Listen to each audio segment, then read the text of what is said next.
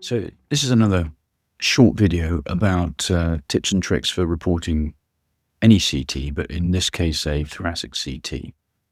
I remember when I was a registrar, I used to sit through patient after patient being reported by a consultant at the Marsden, who will remain nameless, who would be doing follow-up CT for carcinoma of the ovary, and he'd show you the first one.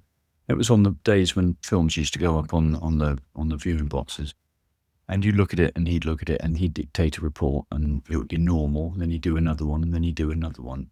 After about 6 or 7, you were beginning to fall into a bit of a torpor, because it's very difficult to watch other people report. And I find this still with registrars who are watching us report high-res CT, for example, at the Brompton.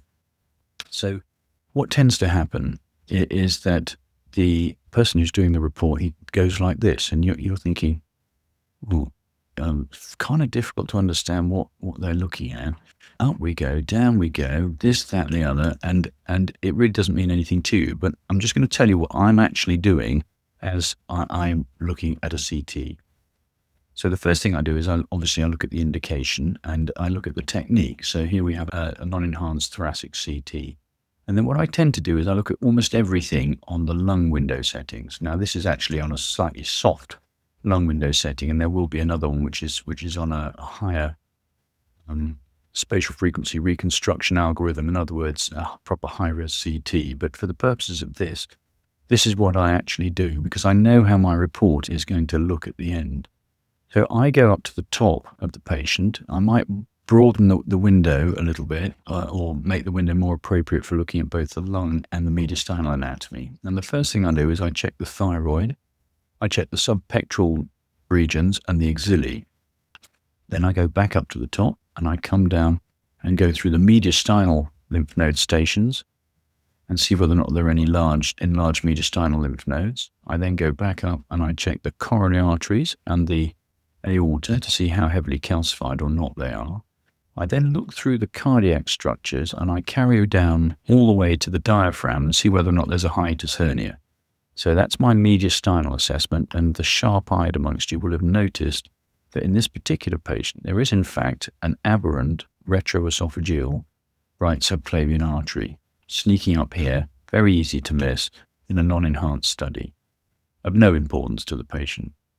So then what I do is I look at the airways. So I go back up to the top and I look at the trachea from the cords through to the carina, out into the left and right main bronchi, and I decide if the airways are tapering normally and whether or not there are any retained secretions, whether or not there's bronchial wall thickening or any evidence of bronchiectasis. So as you're watching somebody doing this, if they are doing this systematically, it looks random to the observer, but in fact, down through the airways, doing the right lung back up to the top, follow the left lung down, following the airway branching, might follow the left upper lobe to the apex, go back down to the first division of the left main bronchus, and then follow the lingular and the basal segmental airways down into the lung base.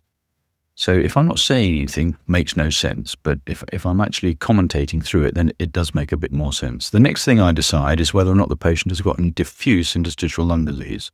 So I do the right and the left lungs. And because it's diffuse, it's not normally particularly difficult to decide if there's any abnormality present or not.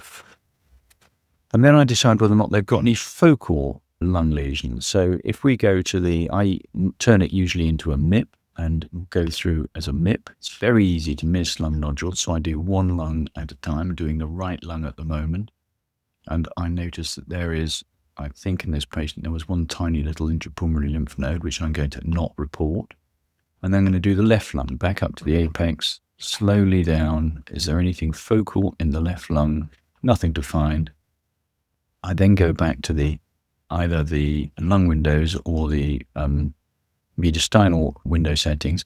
And on my normal packs, I will flip into a sagittal reformatted image, and I'll see whether or not the patient has got a vertebral crust fracture, which are incredibly common, particularly in the older population.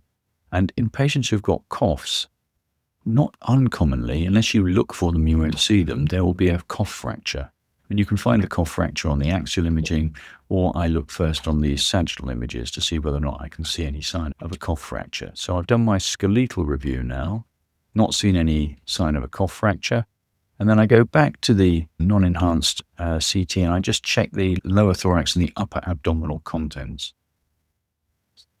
And there's nothing to find in the upper abdominal contents. Checking for all the usual things, hepatic cysts, renal calculi, renal tumors.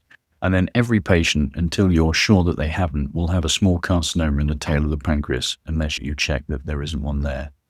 So then I've been through this thing systematically, and as I keep saying, if you're watching somebody do this report, it looks like they're randomly going up and down, and making no sense.